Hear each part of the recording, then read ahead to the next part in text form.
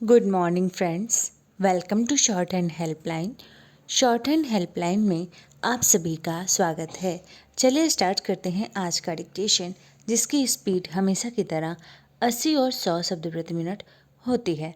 80 शब्द प्रति मिनट लिया गया है दैनिक जागरण से और 100 शब्द प्रति मिनट जनसत्ता संपादकीय से। 80 को जागरण और 100 को जनसत्ता इसलिए रखा गया है क्योंकि जनसत्ता में वर्ड्स ज़्यादा होते हैं, जो कि 500 प्लस 550 प्लस होते हैं, और जागरण में 400 प्लस यानी 450 प्लस होते हैं, जिसमें 5 मिनट आसानी से हो जाता है 80 शब्द प्रति मिनट में जागरण का, और 100 शब्द प्रति मिनट में 5 मिनट का हो जाता है जनसत्ता का। ये मैंने इसलिए बताया क्योंकि कमेंट में किसी ने लिखा था कि जागरण को हम 100 करें और जनसत्ता को 80, तो ये पॉसिबल नहीं होगा क्योंकि 80 हो जाएगा 6 मिनट का, और जागरण को अगर 100 करेंगे तो वो 4 मिनट ही हो पाएगा। चलिए अब इसके आउटलाइंस देख लेते हैं। अगर आप हमारे चैनल पर नए हैं और आपने हमारे चैनल को सब्सक्राइब नहीं किया है तो अभी कर लीजिए, और बगल में जो बेल आइकन है उसे दबाना बिल्कुल भी ना भूलें। सबसे पहले जागरण की आउटलाइंस है और उसके बाद जनसत्ता की। वीडियो को पॉज करके आप डिक्टेशन की प्रैक्टिस कर सकते हैं। डिक्टेशन की आउटलाइंस की सबसे पहले जागरण एंड उसके बाद जनसत्ता। वैसे इसकी पीडीएफ आपको हमारे टेलीग्राम चैनल पर फ्री ऑफ कॉस्ट सभी के लिए प्रोवाइड कराई जाती है, तो आप वहाँ से भी प्रैक्टिस कर सकते हैं, या फिर अगर आप डायरेक्ट डिक्टेशन लिख रहे हैं तो वीडियो को पॉज करके जस्ट आप लिख सकते हैं। तो चलिए बढ़ते हैं आप डिक्टेशन की तरफ। यदि आप हमारे पेड बैच को ज्वाइन करना चाहते हैं, किसी स्पेसिफिक एग्ज़ाम की तैयारी कर रहे हैं, चाहे वो किसी भी स्टेट का हो, तो आप हमारे पेड सीरीज को ज्वाइन कर सकते हैं, जिसकी फ़ीस बहुत ही नामात्र की है। तो आप उसे ज्वाइन करने के लिए डिस्क्रिप्शन बॉक्स चेक करें और वहाँ से हमें डायरेक्ट मैसेज कर सकते हैं, या फिर आप कमेंट करके पूछ भी सकते हैं लिंक के लिए, जिससे आप हमें डायरेक्ट मैसेज कर पाएंगे और हम उसमें आपको डिटेल में अपनी प्लान्स के बारे में बता पाएंगे कि क्या सीरीज़ है चल रही है हमारी, उसमें क्या क्या दिया जाता है। 80 शब्द प्रति मिनट डिक्टेशन स्टार्ट होगा 3 सेकंड बाद। स्टार्ट। पंजाब एवं हरियाणा हाई कोर्ट ने यह सही प्रश्न पूछा कि आखिर खालिस्तान समर्थक और वारिस पंजाब दे संगठन का सरगना अमृतपाल सिंह पुलिस को चकमा देकर भाग कैसे गया। हाईकोर्ट ने इस पर भी अपनी नाखुशी प्रकट की कि अब अमृतपाल देश की सुरक्षा के लिए खतरा बन गया था, तो फिर समय रहते उसके खिलाफ कार्रवाई क्यों नहीं की गई। भले ही पंजाब पुलिस कह रही है कि वह जल्द ही भगोड़े अमृतपाल को पकड़ लेगी, लेकिन इसकी अनदेखी नहीं की जा सकती कि 3 दिन बीत गए हैं और वह खाली हाथ है। पैरा। पुलिस को न केवल अमृतपाल तक पहुंचना होगा, बल्कि उसके समर्थकों तक भी। संभव है कि वह पुलिस से बचने में इसीलिए समर्थ हो क्योंकि उसे छिपाने वाले सक्रिय हो गए हैं। पंजाब में ऐसे तत्वों की संख्या इसीलिए बढ़ी है क्योंकि अमृतपाल के खिलाफ समय पर कार्रवाई नहीं की गई। वह पिछले करीब 6 माह से कानून एवं व्यवस्था को चुनौती देने के साथ युवाओं को उकसाने और वैमनस्य पैदा करने में लगा हुआ था। पैरा। समझना कठिन है कि उसे यह सब करने की छूट कैसे मिली हुई थी, और वह भी तब जब वह हथियार और हिंसा की बात कर रहा था। उसने हथियारबंद लोग भी एकत्रित कर लिए थे और उन्हीं के बल पर वह एक थाने में धावा बोलने में समर्थ रहा। कायदे से इस घटना के बाद ही उसके खिलाफ कार्रवाई की जानी चाहिए थी, लेकिन पता नहीं क्यों इसमें देरी की गई। इस देरी के दुष्परिणाम से बचना है तो अमृतपाल की गिरफ्तारी जल्द करनी होगी। इसके साथ ही उसके समर्थकों पर भी निगाह रखनी होगी और उन तत्वों पर भी जो माहौल बिगाड़ने में लगे हुए हैं। ऐसे ही तत्वों के कारण पंजाब के कई स्थानों पर इंटरनेट सेवाओं को बाधित करना पड़ा है। पैरा पंजाब के मुख्यमंत्री भगवंत मान की माने तो विदेशी ताकतों के साथ मिलकर माहौल खराब करने वालों को पकड़ लिया गया है, लेकिन अभी उनकी चुनौती खत्म नहीं हुई है। पहली चुनौती तो फरार अमृतपाल को पकड़ना है और दूसरी अन्य अतिवादी एवं अलगाववादी तत्वों पर लगाम लगाना।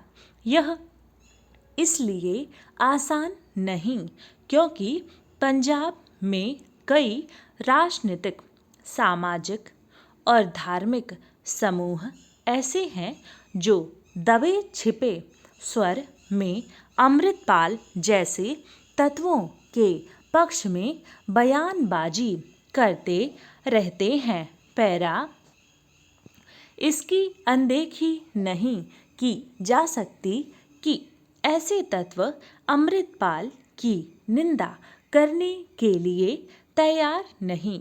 चूँकि पंजाब से अधिक खालिस्तान समर्थक देश से बाहर और विशेष रूप से कनाडा, ऑस्ट्रेलिया, ब्रिटेन, अमेरिका आदि देशों में नज़र आ रहे हैं, इसलिए पंजाब सरकार के साथ भारत सरकार को भी सतर्क रहना होगा। ये खालिस्तान समर्थक इंटरनेट मीडिया के माध्यम से दुष्प्रचार में जुट गए हैं। उनका दुस्साहस इतना अधिक बढ़ा हुआ है कि वे भारतीय राजनयिक केंद्रों को भी निशाना बना रहे हैं। 80 शब्द प्रति मिनट डिक्टेशन समाप्त हुआ। अब बारी है 100 शब्द प्रति मिनट की डिक्टेशन की। आई होप जो लोग डिक्टेशन लिख रहे होंगे उन सभी लोगों ने वीडियो को लाइक कर दिया होगा। तो चलिए आगे बढ़ते हैं 100 शब्द प्रति मिनट के डिक्टेशन की तरफ। स्टार्ट होगा 3 सेकेंड बाद। स्टार्ट। जापान के प्रधानमंत्री के ताज़ा भारत दौरे में एक बार फिर दोनों देशों के बीच सहयोग का सफ़र और आगे बढ़ा है। हालांकि जापान के साथ भारत के संबंध पहले भी आपसी सहयोग पर आधारित और सहज रहे हैं, लेकिन समय समय पर होने वाले शिखर सम्मेलनों में इसे और मजबूती मिलती रही है। सोमवार को दोनों देशों के प्रधानमंत्रियों के बीच हुई बातचीत में सबसे अहम पहलू वैश्विक रणनीतिक साझेदारी के विस्तार का संकल्प है, जिसे शांतिपूर्ण, स्थिर और समृद्ध हिंद प्रशांत के लिए बेहद महत्वपूर्ण कहा जा सकता है। पैरा साथ ही हाल के वर्षों में द्विपक्षीय संबंधों में हुई प्रगति की समीक्षा और रक्षा उपकरण सहित प्रौद्योगिकी सहयोग, व्यापार, स्वास्थ्य और डिजिटल साझेदारी पर विचारों का आदान प्रदान दरअसल वक्त की जरूरत है। यह छिपा नहीं है कि बीते कुछ समय से विभिन्न स्तर पर चीन की ओर से जारी गतिविधियों की वजह से हिंद प्रशांत क्षेत्र में कैसी चुनौतियां खड़ी हो रही हैं। भारत के सामने वक्त रहते इस जटिलता को समझना और उसी मुताबिक अपने हित में कदम उठाना कई वजहों से जरूरी है। जापान के प्रधानमंत्री ने भी यह स्वीकार किया कि इस क्षेत्र में शांति और स्थिरता के लिए भारत अपरिहार्य है। पैरा आधुनिक तकनीकी और प्रौद्योगिकी के क्षेत्र में जापान का दखल जग जाहिर रहा है। हालांकि अपनी क्षमता होने के बावजूद भारत को इसका अतिरिक्त लाभ मिलता रहा है, लेकिन रणनीतिक मोर्चे पर भी जापान के साथ सहयोग में मजबूती लाने की कोशिशों के संकेत समझे जा सकते हैं। भारत की ओर से यह स्पष्ट किया गया है कि दोनों देशों के बीच विशेष रणनीतिक और वैश्विक साझेदारी साझा लोकतांत्रिक मूल्यों और अंतर्राष्ट्रीय पटल पर कानून के सम्मान पर आधारित है।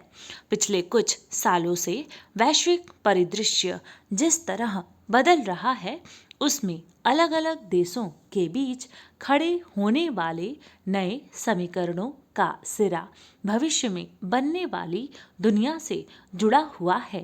पैरा साफ देखा जा सकता है कि महाशक्ति माने जाने वाले से लेकर विकासशील देशों के बीच बहुस्तरीय सहयोग के नए ध्रुव बन रहे हैं और इस दिशा में अमूमन सभी देश सक्रिय हैं।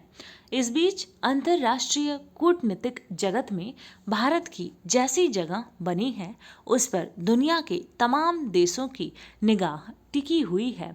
इस लिहाज से देखें तो जापान के साथ प्रौद्योगिकी और व्यापार सहित अन्य संबंधों की जमीन को और मजबूत करने के साथ साथ रणनीतिक साझेदारी पर आगे बढ़ना भारत के लिए वक्त का तकाजा भी है। पैरा इसके अलावा दुनिया तेजी से जिस तकनीक आधारित व्यवस्था की ओर बढ़ रही है, उसमें नई या आधुनिक प्रौद्योगिकी की अहमियत का अंदाजा लगाना मुश्किल नहीं है।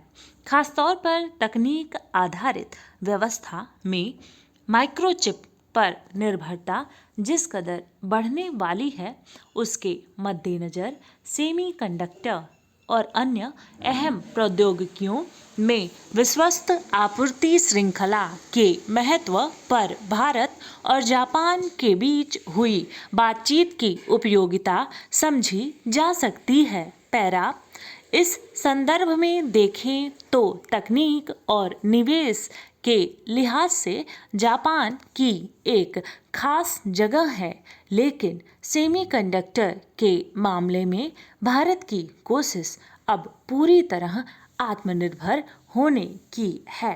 यह बेवजह नहीं है कि जापानी प्रधानमंत्री ने नई दिल्ली के साथ सहयोग तेजी से बढ़ने के साथ साथ जापान के लिए भी महत्वपूर्ण आर्थिक अवसर पैदा होने की उम्मीद जताई। फिलहाल जापान G7 और भारत G20 की अध्यक्षता कर रहा है। वैश्विक स्तर पर राजनीतिक और आर्थिक मोर्चों पर इन दोनों समूहों की जो भूमिका है, उसमें स्वाभाविक ही यह विचार का केंद्रीय बिंदु है कि आने वाले वक्त में अंतर्राष्ट्रीय समुदाय में भारत और जापान को क्या भूमिका निभानी चाहिए। डिक्टेशन समाप्त हुआ। मिलते हैं नेक्स्ट वीडियो में। धन्यवाद।